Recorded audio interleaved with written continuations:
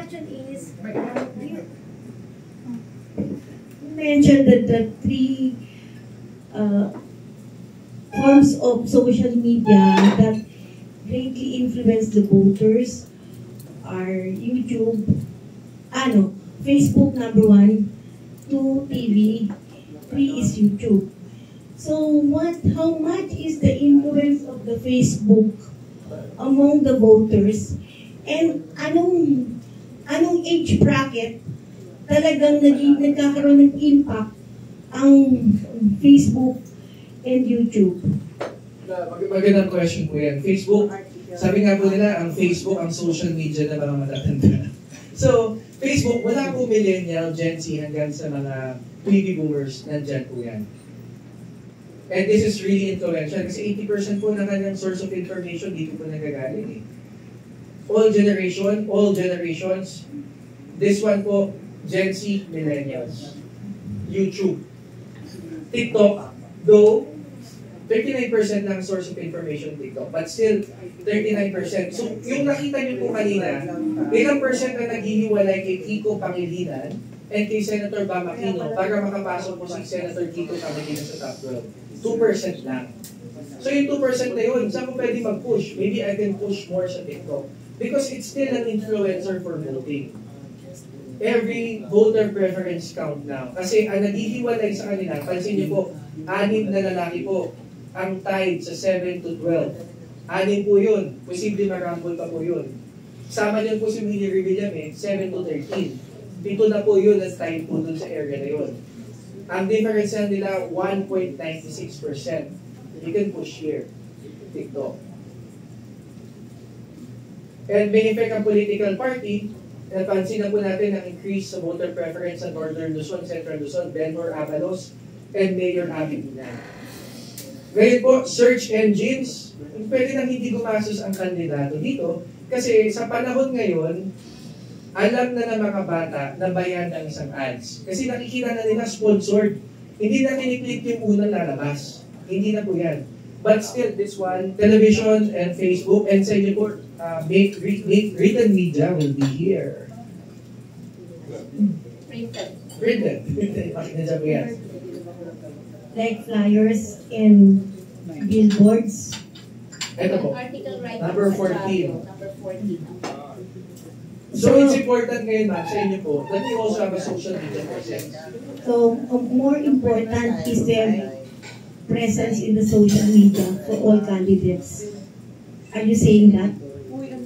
Kaya po, may mga ibang kandidato, ma'am, na gumagastos ng milyones sa kanilang social media managers.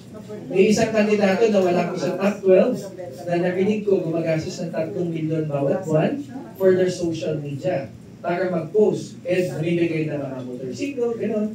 Pero hindi naman po tumataas ang kanyang voter preference. Ngayon, ang question, mahalaga po ang social media, yes. Pero, are you authentic enough na magustuhan ng audience organically ang post mo? Kasi ang kilala mo ba yung mga influencers ngayon sa TikTok, social media, Facebook? Hindi naman po sila, bakit naman ito? Paano nagkakaroon sa bilang followers to? Kasi sa mga tao, sa nanonood, kahit ako, titingnan, sino yan si Boss Martin? Pogi daw, hindi naman pogi yan. Pati lang. Pero bakit ang daming followers? Bakit ang daming sumasagot sa Tanneray? Kasi, when nakikita nila, authentic akong tao. Kung ano yung nakikita niyo sa akin ngayon, I don't do science. Hindi po ako doktor pero engineer po ako. Pero, hindi po ako technical. I can be technical. Pero gusto pong i-laymanize sa mga tao. Ganun lang ako. So, ngayon, si Senator na to, nasa Facebook siya, hindi siya authentic. Nanonood siya ng basketball, may mukhang pang-volleyball siya. Yung mga ganun pong bagay. So, hindi siya lumalabas na authentic. So, authenticity, nakikita ng tao yan. So, mataas ang Facebook, but be yourself. Ang payo ko dyan, be yourself. Ibig sabihin, come out. Mananalo ka if you come out. Follow up lang. So you do not recommend using AI for social media? I recommend AI, artificial intelligence. Are you recommending that you do not recommend that? separate po yan dito. Pero pag-usapan po natin ng artificial intelligence. Ang AI po, in terms of awareness sa artificial intelligence, wala pa po sa kalahati ng Pilipino ang may alam kung anong AI. Ang nakikinaban lang sa AI ngayon, yung mga anak ko. O gagawa ko assignment, AI ko na lang yan, ChatGPT. Ngayon, yung post mo, if gamitan mo ng AI, it will not seem organic. It will not seem relatable. And hindi ka lalabas dito as tunay na tao if AI yan. Masyadong, nakikita ko po yung mga press releases masyadong highfalutin yung mga words sa AI. Yes, that's Hindi na nakikita ng mga tao, yung mga tao binabasa lang naman yung main page. Yung gano'n. Hindi mo nababasa, hindi na nababasa yun. Masyadong scientific na ang pag ginamit mo ng AI.